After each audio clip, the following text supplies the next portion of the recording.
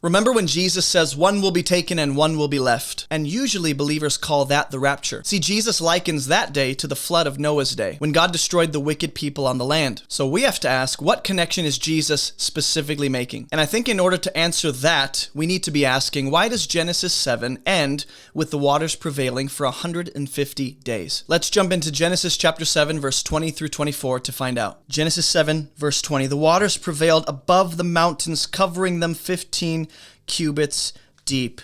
That word right there brings me all the way back to Genesis 1, when the Spirit of God is hovering over the face of the waters and darkness is over the deep. But we're not going to go there yet. To summarize this chapter, Noah finishes the ark 7 days before the flood. God warns Noah, time to get in the ark, buddy. Bring your family, bring the animals. And God brings the flood waters on the land to destroy all life. And I don't say that casually. That's just how to summarize this chapter. And the waters prevail for 150 days specifically. I think that's important. If I were to use two words to summarize what's happening in this chapter, I would either use taken and left, or I'd use destruction and preservation. Destruction and preservation. If you were to separate this chapter, and the reason I'm going to recap is because this is the last session here in Genesis 7. If you were to separate this chapter into just three general sections, verse 1 through 5, God instructs Noah what to do next now that he's built the ark. Correct verb tense. In verse 6 through 15, the second phase of Genesis 7 is Noah and those with him go into the ark and the floodwaters come. Verse 17 through 24 is describing the floodwaters and how they destroyed all life on the land.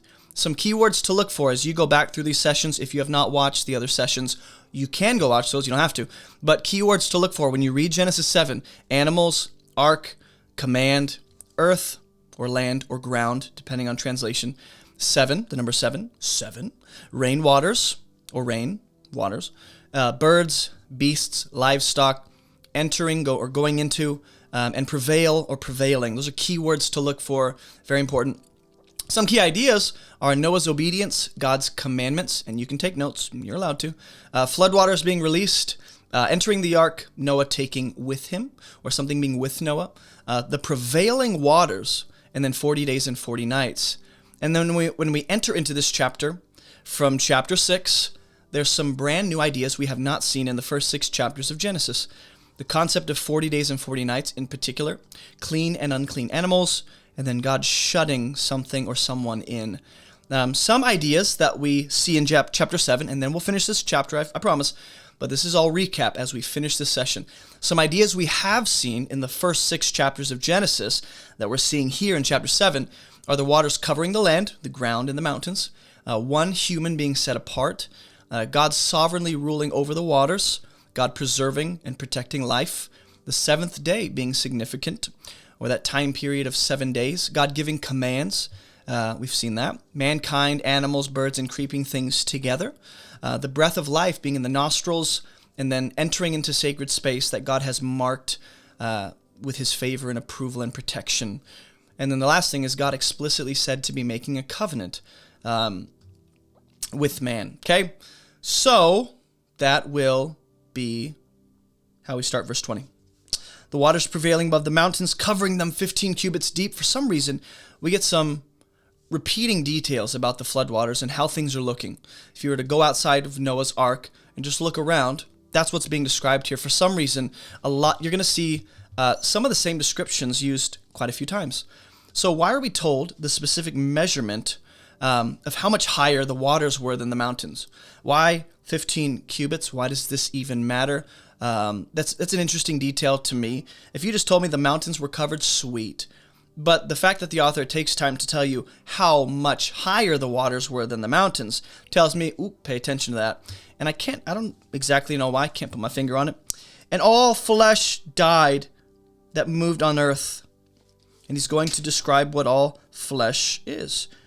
Birds, livestock, beasts, all swarming creatures, and then all of mankind. The end of verse 21. All flesh on the land ends up dying from the floodwaters, just like God told Noah, just like God said in chapter 6.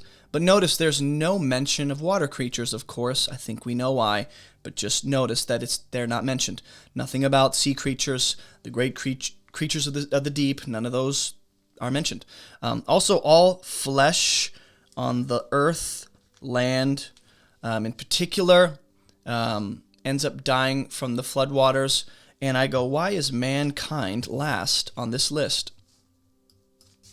Right here it says, livestock, beasts, swarming creatures, and mankind. And my initial suspicion is, well, that seems to be the order of creation. If you go back to Genesis chapter 1, mankind's made last as the pinnacle of God's creation to rule and have dominion and govern and multiply and be fruitful, all that stuff. Okay, so maybe that's why, but I just wonder, why is mankind listed last? Listed last. Okay, that's what I'm trying to say. It seems to reflect, again, the order in Genesis 1. God has mentioned that he will remove everything that has the breath of life from the land. If you go back, all flesh died that moved, everything on the dry land in whose nostrils was the breath of life. Okay. God has mentioned already this breath of life and how he's going to remove the creatures with the breath of life. In another place, he actually refers to all the flesh on the land. Instead of saying, oh, the creatures that have the breath of life, God refers to them as all the creatures he's made. But here in verse 22, I just want us to pay attention to that. The creatures are not mentioned in either of those ways. God has mentioned he'll remove everything with the breath of life from the land. In another place, he refers to all the flesh that he's made. But in verse 21, he says, all flesh died that moved on the earth. Now, verse 22 says the breath of life, and I'll get to that in a second. Kind of got ahead of myself. But I'm referring to this. When God refers to what is dying on the land, all the flesh that moved on the earth. Not all the flesh that had the breath of life, not all the flesh God has made, but this is a different way to refer to the creatures that have the breath of life. And my question is, why here are they referred to differently? Instead of what God has already referred to the creatures as. What might this highlight? The fact maybe they aren't moving anymore, whereas once they had the animating life force of God in them to move and breathe and have their being, now that's been taken from them. If so, if that's a possible, thought that we can entertain, what are some key differences between the creatures that are still moving that God preserved on the ark and even in the waters and Noah and his family? What are the key differences between the moving creatures and those that are no longer moving because they have died? The idea of man being removed. Here, all flesh died, everything in whose nostrils was the breath of life. Mankind here is indeed removed. And it links us back to the last 3 verses mentioning how the waters prevailed. The waters prevailed. So if you go back verse 18, 19, and 20, I believe, 3 times the waters prevailing are mentioned specifically. And here's why I make this connection, okay? So let me just go back there for you. The floodwaters, they do what? They prevail in verse 18. The floodwaters do what? They prevail in verse 19. In verse 20, the floodwaters do what? They prevail. Okay, and I think I mentioned in the last video that there is significance to that idea of the waters prevailing against, almost conquering something.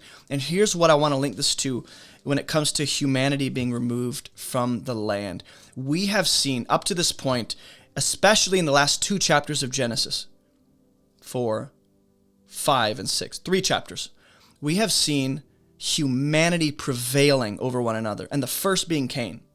Humanity's prevailing, continuing into further depravity and wickedness with each generation. Since Cain murdered Abel in chapter 4, we have been given a picture of mankind that seem to think they're unstoppable. They can do anything without any consequences. They're just murdering and oppressing and advancing in their own evil kind of way through multiplication and innovation. But now, wicked, rebellious humanity has come face to face with something that it cannot actually stop, which is death itself, symbolized in the floodwaters. So humanity up to this point, or at least now, humanity's being put in their place. After prevailing for so long, God steps in, and he does what he said.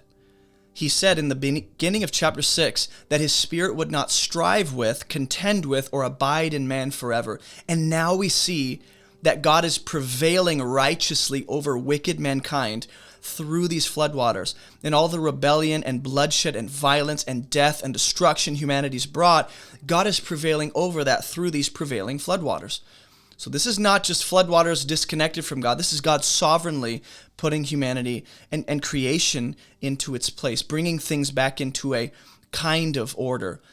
This seems reminiscent of the Jacob story. When Jacob wrestles with God, he strives with God, and he prevails for a time. Real quick, if you don't know me, my name is Jason, and I have some free gifts for you at abovereproachministry.com. Go to the website or click the links in the description below to check out all of our free Bible study resources. We have online Bible classes, devotional studies, Bible study workshops, all of my sermon notes, and more. You can even join our online church community on the Discord app. We also have discussion groups all around the world, and if you don't see one in your area, message me and we'll help you start a launch group. I personally lead a group in Spartanburg, South Carolina. If you live in the area, we'd love to have you join us on Fridays for Bible study. So contact me if you're interested, and if you or your church would like me to come preach or teach, just message me or shoot me an email and we'll see what we can do, because I love preaching in person. If you're a new follower of Jesus, click the New Believers section to access everything we recommend for new believers. And be sure to snag a copy of my book, Fruitful, to support this ministry. All right, that's all I got for you. Let's jump back into the video.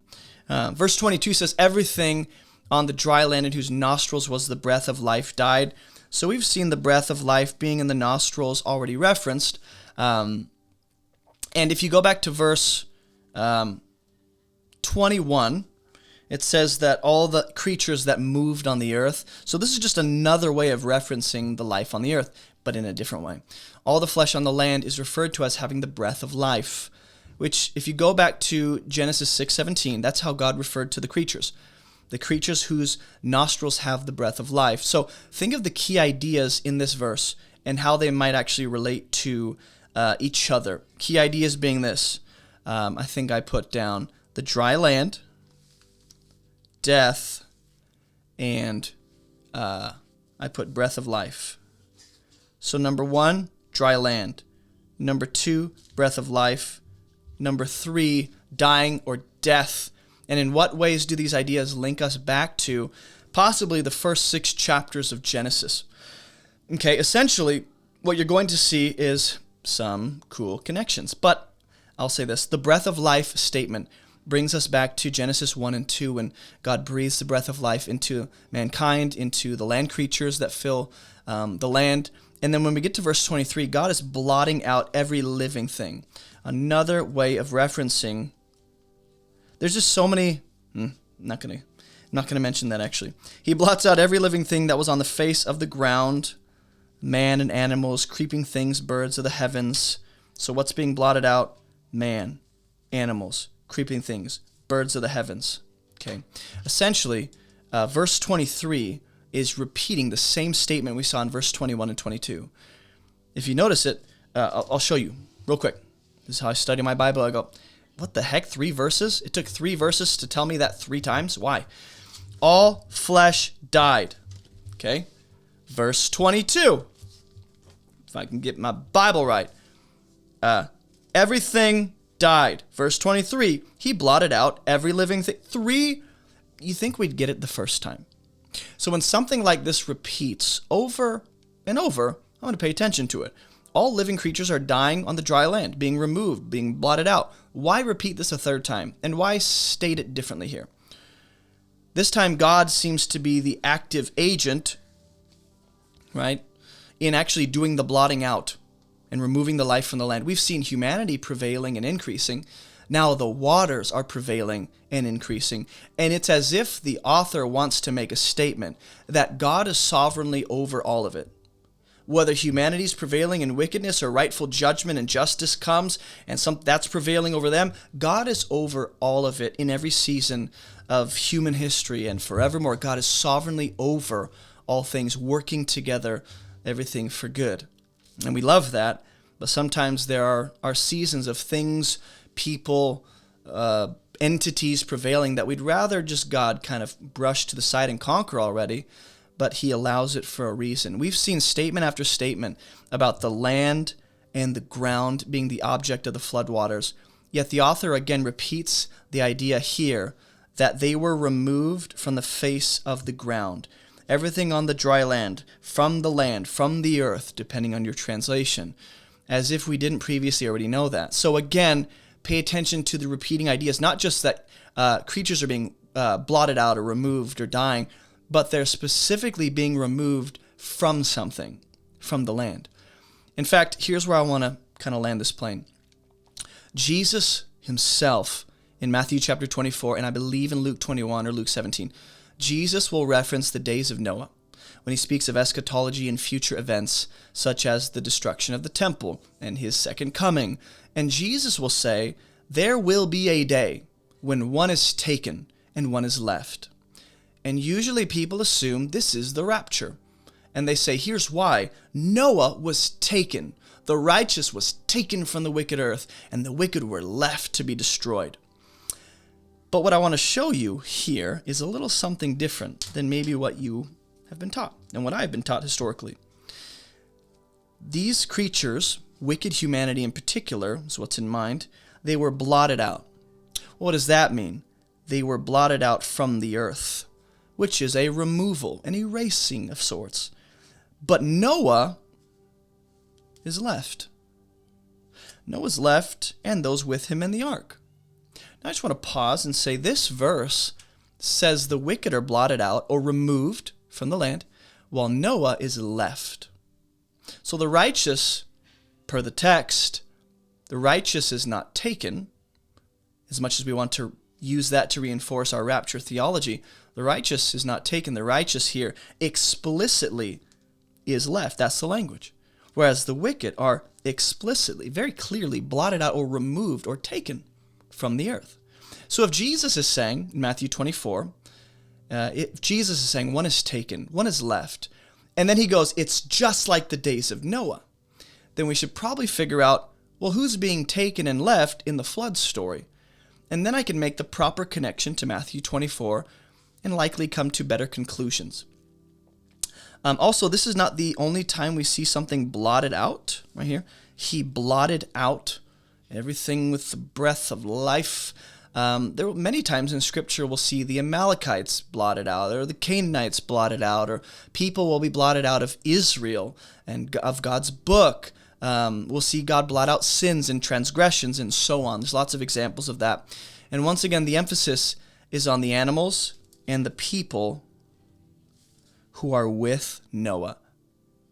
So if you want to be left on the land when the dust has settled and the destruction is over and the wicked are taken, if you want to be left, in this story, it's about being with this righteous chosen vessel God has decided to use and work with and preserve. In other words, Noah here has a sort of priestly role. He's a sort of priestly figure. As his righteousness, he's a kind of advocate for those who are with him in the ark, even the animals. And Noah, being with Noah, meant salvation and protection. I think that is so important when it comes to our understanding of what it means that we are in Christ Jesus, that we are attached and grafted into him, that we are with him in the heavenly places seated. This has incredible implications on how we understand, not that we build our soteriology on this verse, but to say that, well, this actually seems to give us a better understanding of what it means to be in Christ and how that looks, how that historically played out pre-Jesus, and how that looks during Jesus' life and ministry. And then we go, is that how we can? There's some cool nuggets of wisdom I'll let you draw out from the text that you can find in the flood story.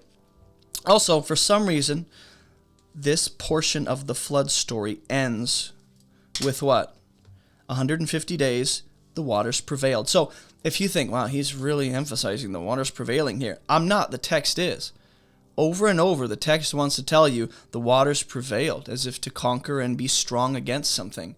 So why does this portion of the flood story end with one final mention of the waters prevailing? And the water prevails for 150 days, but the waters continue for 40 days. If you go back to verse 17, the waters continue. So what's the difference between the waters continuing and the waters prevailing?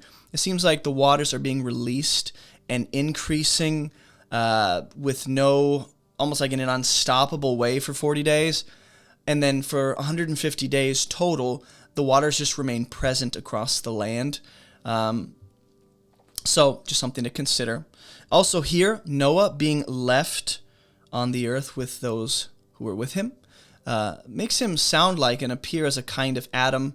I'm not going to say an Adam 2.0 because Jesus is the last Adam. He's the greater, perfect last Adam. But we can say Noah is a kind of Adam here in this story.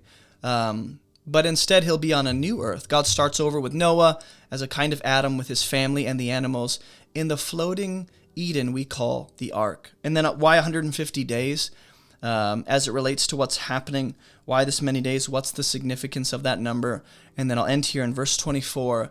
The phrase with him or with Noah. You'll see that. Here's how many times you'll see that just in this chapter.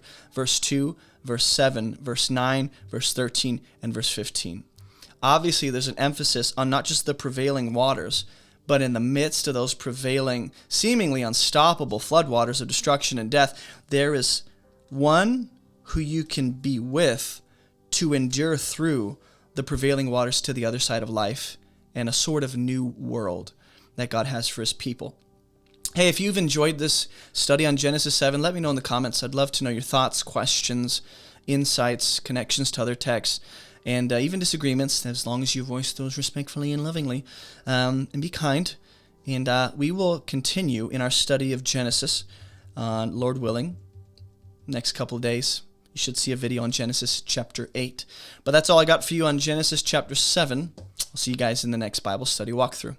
Hey, thanks for watching. Don't forget to share your thoughts and your insights in the comments. If you want to share your thoughts and questions about these studies, join us every Thursday evening at 8:30 p.m. Eastern Standard Time for a live discussion together. And thank you for supporting this ministry. Your support helps us accomplish our mission, which is to teach people how to read the Bible so they can live and teach it for themselves. We're only able to make all of these free resources because of generous supporters like you. So thank you very much for all of your support. Make sure to visit AboveReproachMinistry.com to check out all of our free resources.